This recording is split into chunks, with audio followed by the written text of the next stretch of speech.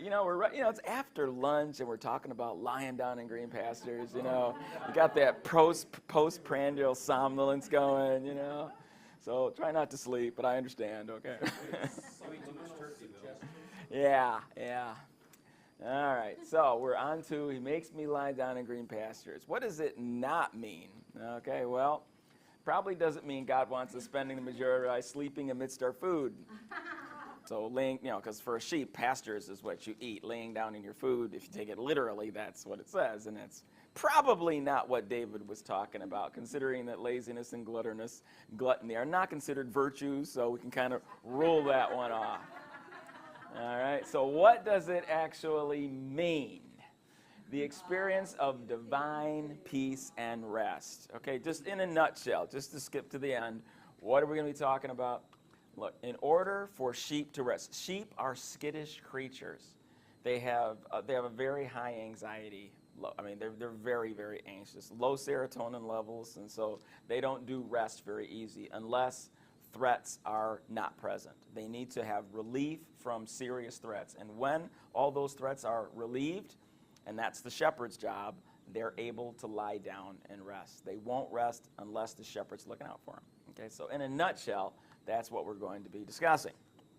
1 Peter 5, you younger men, accept the authority of the elders, and all of you serve each other in humility. For God sets himself against the proud, but he shows favor to the humble. So humble yourselves under the mighty power of God, and in his good time he will honor you.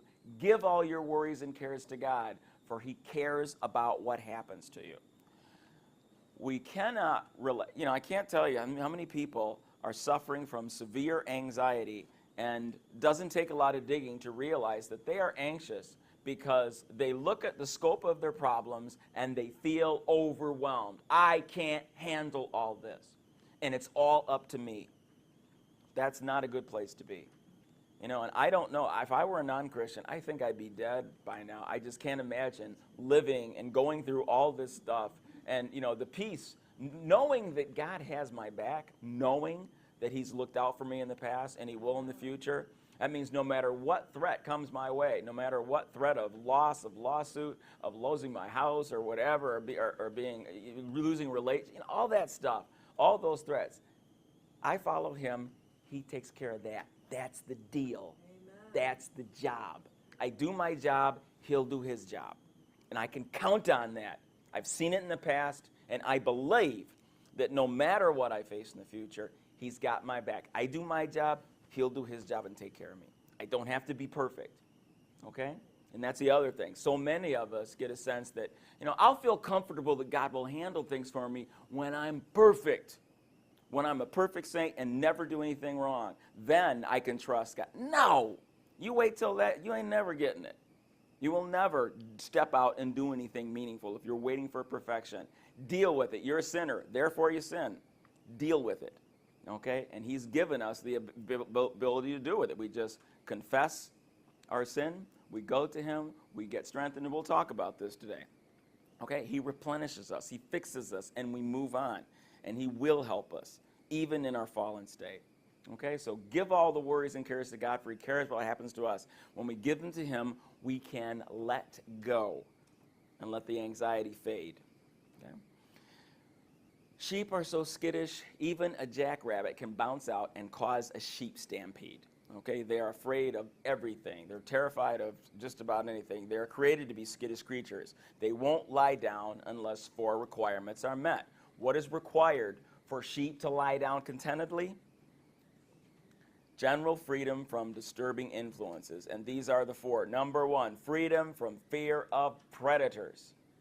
Okay, dogs are probably the number 1 predator for sheep. Wild dogs do a lot of damage. Dogs, wolves, coyotes, bears, mountain lions, all those creatures threaten sheep. And if you're in Africa, when a lot of sheep are, then you got even more problems with wild animals, okay? So everybody likes to eat sheep, okay?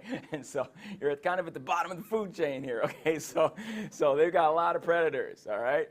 What else is necessary? Freedom from fear of interpersonal conflict. We talked about the button order.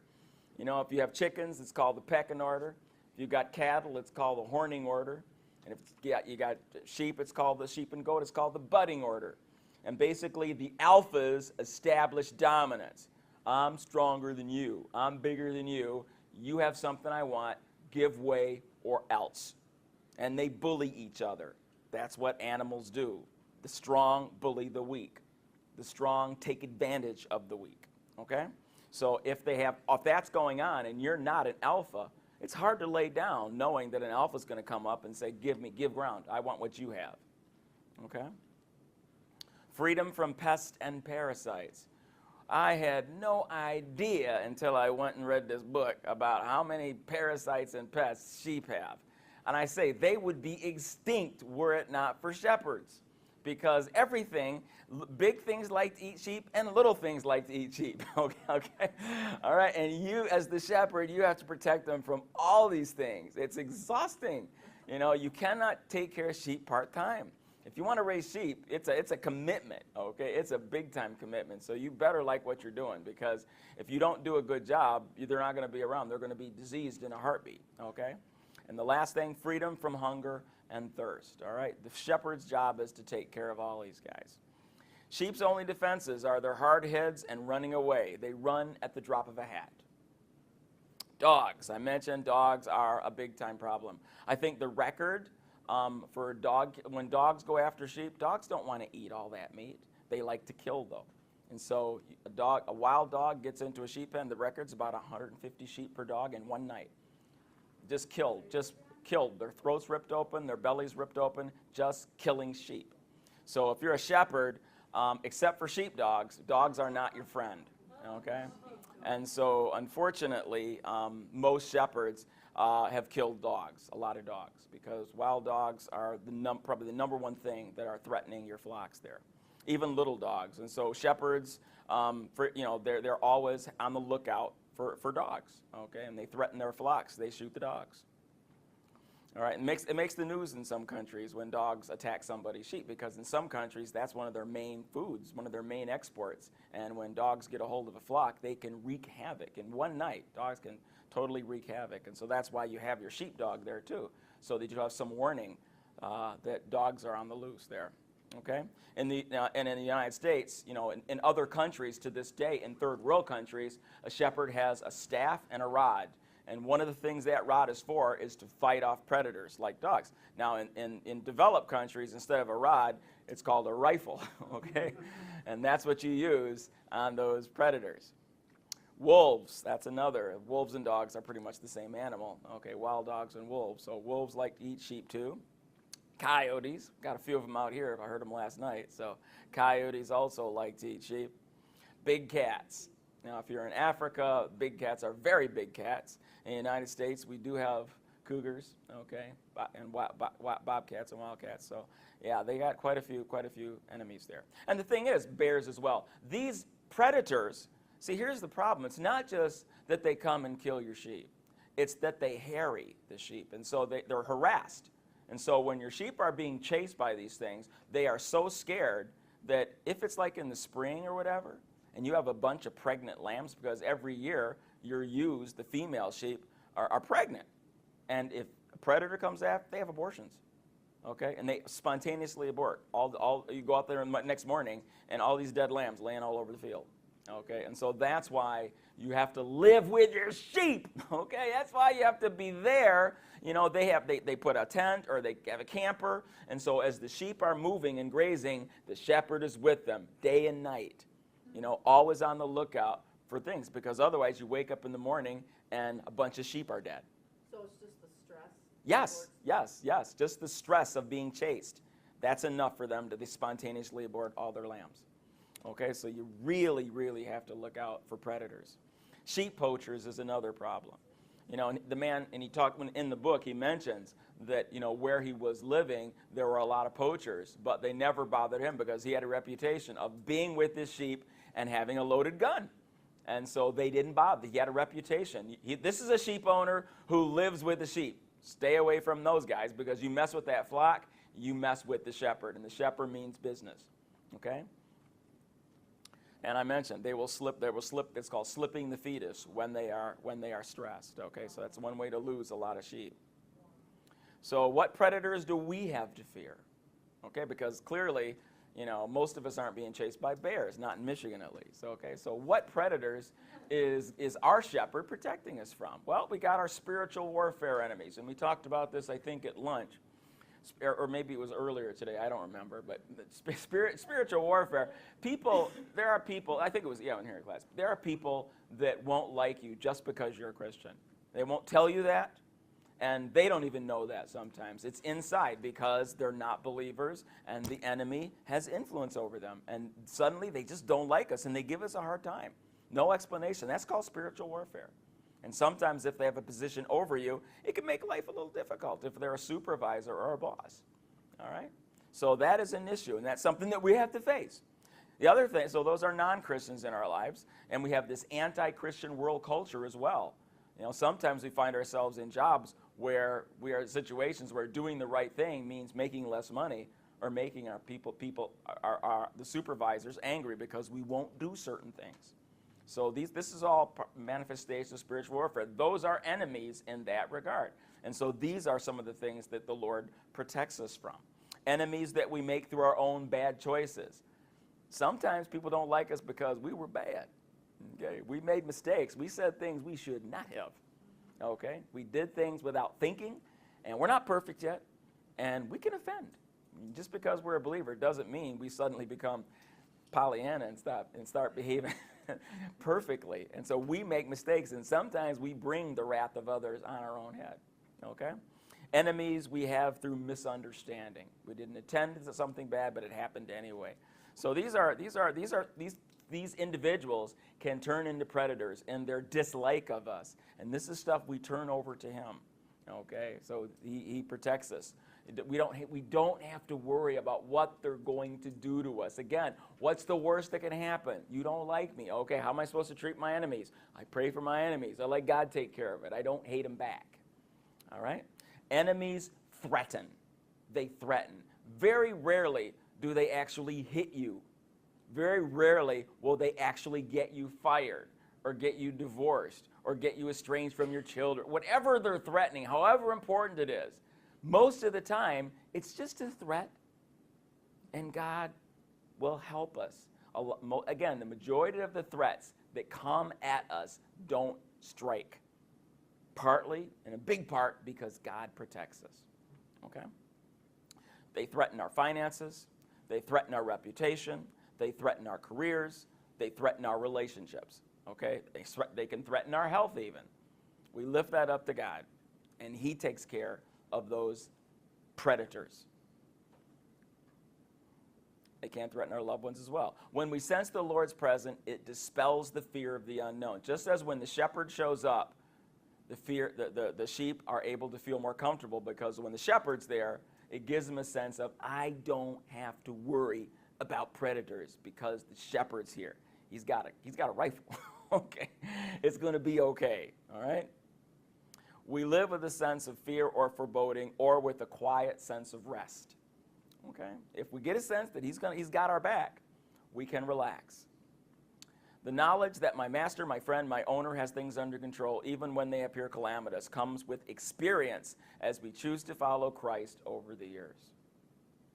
Christ is aware of my dilemma, and he is deeply involved in it with me. In this assurance, we can rest and relax. Psalm 4:8, I will lie down in peace and sleep. For you alone, O Lord, will keep me safe. That's the idea behind he makes me lie down in green pastures. Okay? He's got my back. What's required for sheep to lay down? Fear from predators. Number 2, freedom from fear of interpersonal conflict or friction from other sheep. And we talked about that budding order. Now, this is talking about within the family of God. Okay, so now we're talking about, the strong take advantage of the weak. This sometimes occurs in churches. Very, very rarely, of course, but it does happen. It does happen. Those with more popularity and influence can sometimes lord it over those under them. Okay, so that happens too, unfortunately. And in sheep, this happens all the time. I mentioned among cattle, it's called the horning order. And in sheep and goats, it's called the budding order. Give way or else. All right? It causes tension, rivalry, and cruel competition with the flock itself. It's hard to relax when there is that when your neighbors are irritating you, okay? Let's see. Yeah. Now, this is what happens if you don't give way. You get in a fight.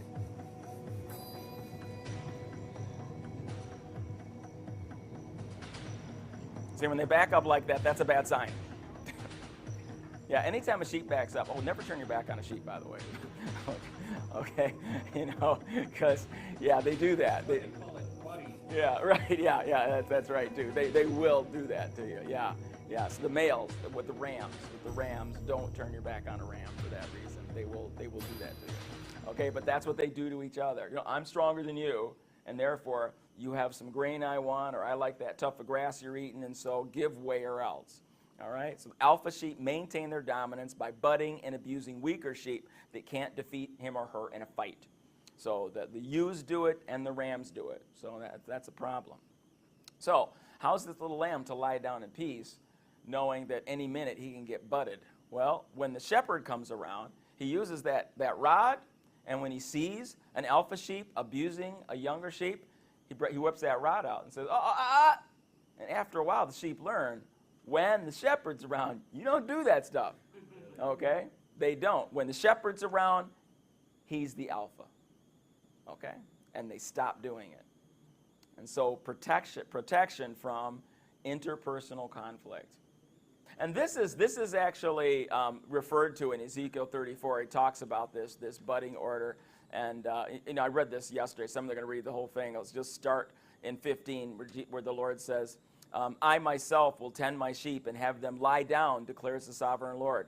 I will search for the lost and bring back the strays. I will bind up the injured and strengthen the weak. But the sleek and the strong I will destroy. And he's specifically talking about those alphas that are taking advantage of the weak. They're out of here. Okay, and so that's God talking about the sheep of Israel. It's like your leaders who have set themselves up as alphas and they're abusing and using you, I'm kicking those guys out. Okay, and so that's just the idea, God referring to that budding order within the church and saying, this is what's going on here. Okay, drive to keep up with the Joneses may result in conflict amongst believers as well. Jealousy is a form of hatred built on insecurity. Okay, and so that can also be a problem. And as Paul said in Philippians 4:11, for I have learned to be content whatever the circumstances. No keeping up with the Joneses. If you're trying to keep up with the Joneses, you're looking in the wrong place. Okay, because we don't take our orders from the Joneses, all right? That's not going to do anything for us. And unfortunately in the church, sometimes that happens too. Okay, or keeping up with the Joneses' kids. So, sources of attack by believers. Again, it can happen from spiritual warfare, whereas just because somebody's in church doesn't mean they have a relationship with God or they're even a Christian, any more than walking into a garage makes you a car. Okay, there's nobody standing at the door of the church going, papers, let me see your Holy Spirit card. Want to make sure you're the right stuff to cross over in here. No, anybody can come. As a result, you have people there for all kinds of reasons. There are people in church there to sell Shackley and so seriously. Yeah, so you don't know what you're getting there. So there could be spiritual warfare from an attacker who's not really a Christian, who's in church there. Spiritual warfare where the attacker is an immature or a carnal Christian. All right? Now, again, some people can stay immature for years. And there are reasons for that. For example, some people do have mental illness, okay, and so there's an issue there. Some people have traumatic brain injury. Whenever there's damage, especially to the frontal lobes, self-control kind of goes out the window. The ability to think about one's behavior before they do it is seriously impaired. And so we have a lot of impulsive, inappropriate behaviors because they lack that ability, all right? These are in the lamb category, okay? So they're believers, but the manifestations of their behavior is more immature. And then you have people with developmental disabilities, people who've had brain injury, anoxia during development, so forth, or stroke or lack of oxygen. I see a lot of people, on Fridays, I have my brain injury clinic. I see a lot of car accident victims. And one of the things that happens is that they become very angry. They say things impulsively without thinking. They make family members cry a lot of times because they just pop out and say whatever's on their mind. Before, they didn't do that. But before, their frontal lobe would say, I'm thinking this, but if I say it, it's probably going to be taken very badly, so I better not say that. When that's offline, out it comes, and it does a lot of damage. And so those are some sources of attacks that believers can experience from other believers. All right, yeah? You could have the Barnabas and Paul situation where they had conflict. Yeah. Where two people both thought they were going in the right direction. Yeah. And in fact, they both were, but they were God. That was a conflict that was reasonably set. Basically, God was telling them both the same thing, but what he didn't say was you have to stay together. And so the answer was they had, and so that way the word got split up more, and so that more people got to hear because of that. But there wasn't. They didn't attack each other's character. They didn't devolve into personal attacks and saying, well, you're a heathen because you want to go over there. They didn't do that. They reasoned it through. Okay. All right. Matthew 5:7. Blessed are the merciful, for they shall obtain mercy. When we're under attack by a weaker brethren, by somebody who is more immature, especially if you have some of those problems that we talked about earlier there, it's like, okay, that's where they are. All right? The Lord is on your side. It's okay. It's okay. They need some growing. You pray for them. You pray for them, and be careful what we say. It's like dealing with a teenager. Anybody have teenagers in the past? It's like, the problem with raising teenagers is that they can say anything they want. But if you say something, it's going to be remembered for life, okay? Seriously. It's like, you remember when you said this? It's like everything you say can and will be held against you forever. Okay, so you have to be the grown-up. So many parents devolve to the state of their teenager, and they basically respond in kind. And let me tell you, you've just created a memory and they'll be 90 years old, and they're going to remember you said that. Okay? You won't remember tomorrow what you said, but they're going to remember it forever. You cannot ever, don't devolve to the level of a teenager. Okay? Be the bigger person. In the same way, in dealing with weaker brothers, that's what we have. Be merciful. If we want God to go easy on us, we need to realize, okay, they're in a different place. You pray for them, and you don't go on the attack. Okay? God will help us. Blessed, happy to be envied and spiritually prosperous with joy and satisfaction in God's favor and salvation, regardless of their outward conditions. Blessed are the merciful, for they shall obtain mercy. Okay, that's what it means to be merciful. It's like, people come against you. It might be because they're immature. It might be spiritual warfare. God has our back. God has our back. We don't have to respond in kind. He makes me to lie down in green pastures. When we're walking in close fellowship with the Lord, our hearts are at rest because he has our back. He protects us from predators. He protects us from interpersonal conflict. Okay, so from predators, fear of interpersonal conflict, freedom from pests and parasites.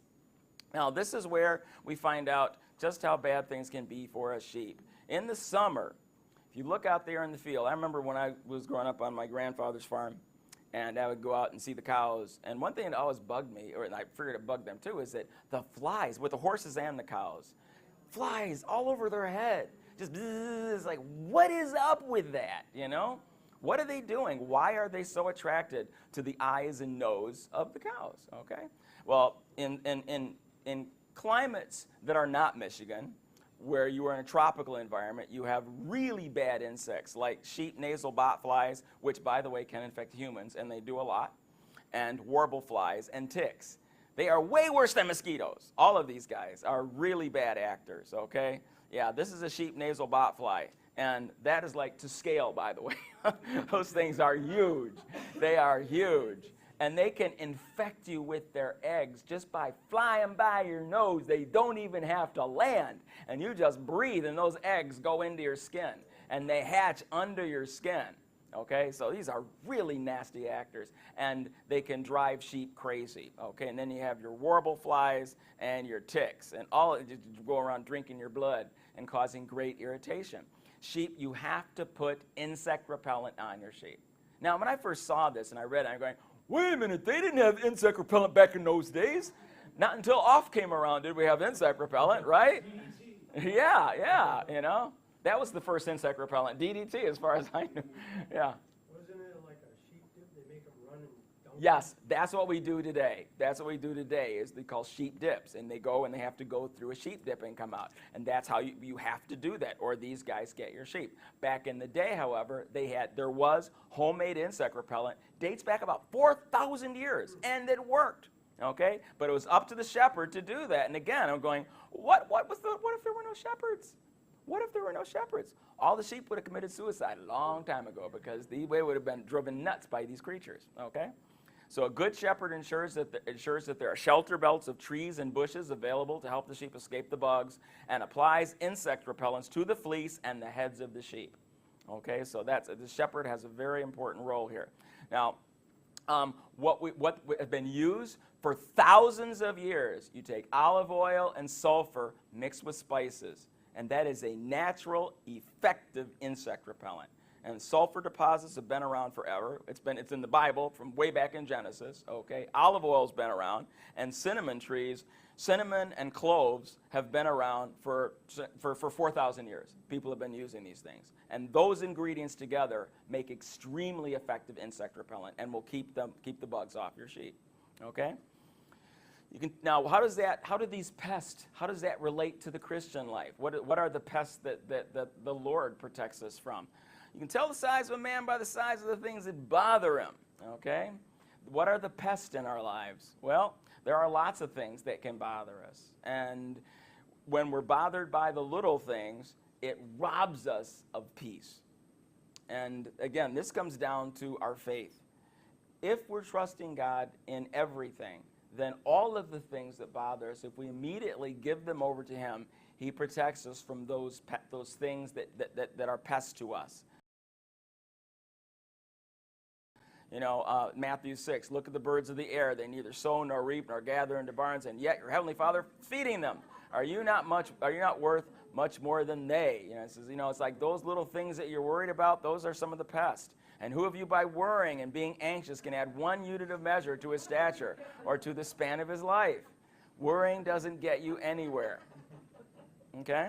And why should you be anxious about your clothes? Consider the lilies of the field and learn how thoroughly they grow. They neither toil nor spin. Yet I tell you, even Solomon in all his magnificence, excellence, dignity, and grace was not arrayed like one of these. God's saying, look, all those little things that you need, instead of worrying, oh no, like, what was it you were telling me about at lunch about Jan, about the lady, the deaf lady that lost her clothes. Yeah, right there, yeah. And it's like, it's like, for a Christian, if you do that, it's like God will take care of it. Whenever I lose something like that, my first thought is, okay, God must be to buy a new one. Yes. But, he'll take. It's okay. If something is missing, it's okay. I work for Him. Looks like her father. Yeah. Yeah. If you're working for the Lord, all your stuff is His stuff.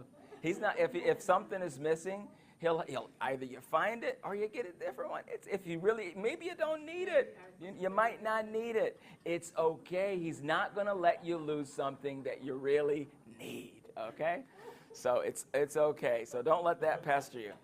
But if God so clothes the grass of the field, which today is alive and green, and tomorrow is tossed into the furnace, will He not much more surely clothe you, O you of little faith? Those are the things that pester us. What if? The what ifs rob believers of more security and peace than anything there is. What if? And it's important. The biggest thing is, I saw Josh McDowell do a talk on this back when I was in Crusade about 40 years ago, and I'll never forget the talk he gave, because it was revolutionary for me. It helped me in terms of dealing with anxiety. It was one of the strongest messages ever for helping you deal with anxiety. And he says, what happens is that we got a bunch of things that build up. And we haven't prayed about it because we just felt, we don't have to pray about this. God's got it. And we don't talk to God about it. We just let it go. And it's okay. It'll be all right. And pretty soon, you've got a mountain behind you that you have not talked about with Him. And it's up to here. And without thinking about it, subconsciously, it's weighing on you. I can't handle this. It's too much. It's robbing me of joy. Okay? And what you have to do is that Philippians 4, 6, and 7 says, don't worry about anything, but in all things, by prayer and supplication, with thanksgiving, let that request be made known to God. And then the peace of God, which surpasses understanding, will guard your hearts and minds in Christ Jesus. In order to get that supernatural peace, I have to reach behind, grab that stuff from the background, and bring it out in front before the Lord. Only then do I get the peace. You don't just say, oh, God will just take care of it and I'll have peace. I have a role to play. I've got to take it from the subconscious and make it conscious every time. Whenever I feel uneasy, I got to reach back there and pull that stuff in front and center. Me and the Lord, this is what I'm afraid of. Here's the problem. This is what I'm afraid of. Help me deal with this. What? I was going to say, do people really truly have anxiety disorder when it's really an issue, or is it an excuse? No, people really have anxiety disorders. Oh, yeah, they do. People that, if I know, left her husband and kids, and she's, like a mother, she has all this medication. Well, it doesn't justify bad behavior, no, but people really do have, because what happens is it forms a positive feedback loop, and once you get into a hole, it gets worse and worse and worse, and especially if you have a lot of bad habits, it makes it worse, and you end up with consequence after consequence, which makes it even worse and worse.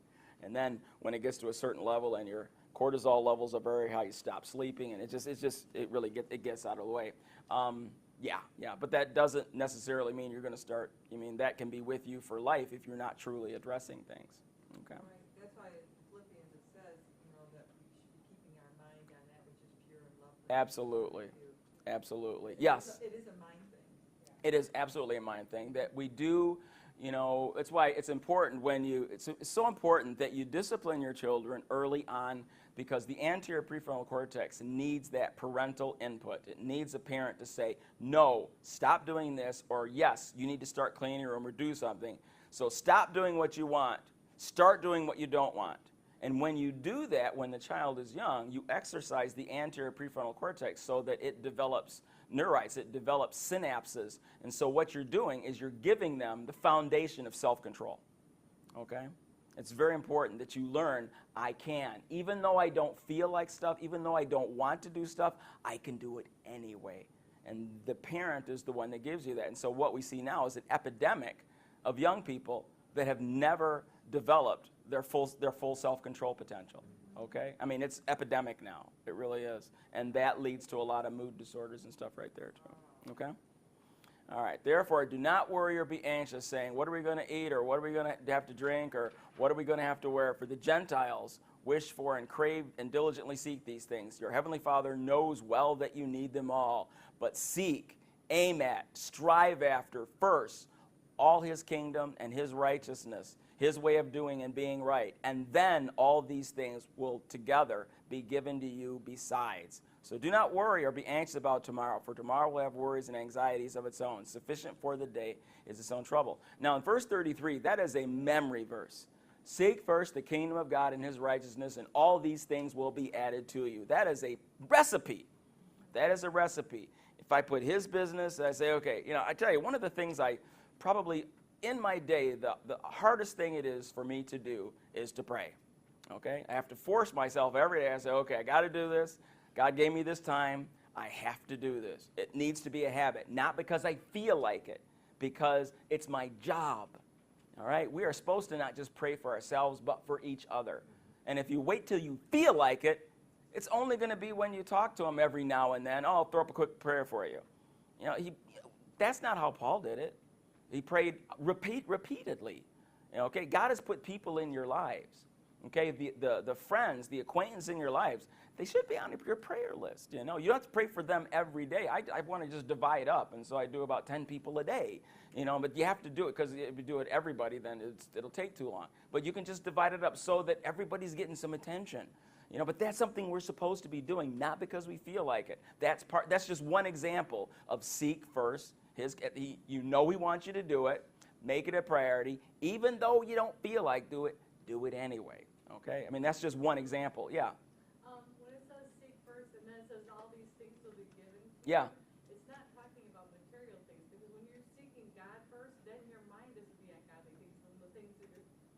Well, no, he's talking about all of it. He's talking about the whole package, because he just got through saying about the clothes and the food and everything. So he's saying, the stuff that you need. Yeah, but your mindset's not going to be on the worldly things, the ungodly things, so then you will provide those. Yeah, well, you're right. You're right. In terms of what your focus is, you are putting the spiritual things first, and then all the other things come. Yes, you are right. You are right, yes. I'm sorry, what chapter are we in?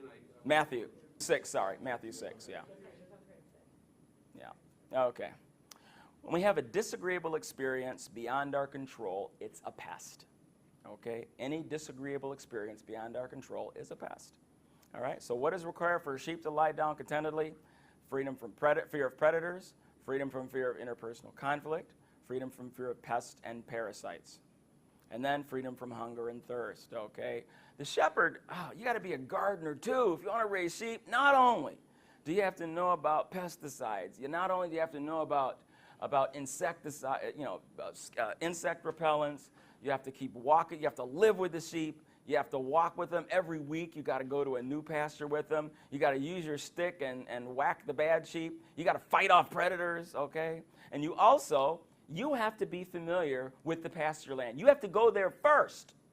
You have to go to each pasture that you're going to take your sheep. You have to go to the pasture before the sheep get there, and you have to walk the field and find the poisonous plants and pull them, okay? Because the poisonous stuff the sheep shouldn't eat. Absolutely, and they're stupid. They'll eat it, and some of these things will kill them dead. Boom. Okay, so you have to protect your sheep. You got to walk every place where you're going to be grazing. You have to walk the field and look for those. And sometimes you have to pull non-nutritious plants and plant edible plants. Okay, so you have to do gardening before you can bring your sheep in. So there's a lot of work. And also, sometimes there's not adequate water in the pastures that you're going to, and you literally have to dig cisterns for your sheep. So there is a lot of work that the sheep has to do. So pulling non-nutritious and poisonous weeds from the field, planting edible plants and grasses, keeping the sheep moving to new fields weekly. The corollary for the green pastures for believers is that he provides us with adequate food, clothing, shelter, with enough love, belonging, purpose, respect, freedom, positive emotion. He provides us with adequate spiritual nutrition so that we may grow and become our spiritual selves that he wants us to be. These are the things that our shepherd does for us. So what does a good shepherd provide? All of the above. What's required to lie down contentedly, freedom from all the things that we just managed. And this is the job of the shepherd.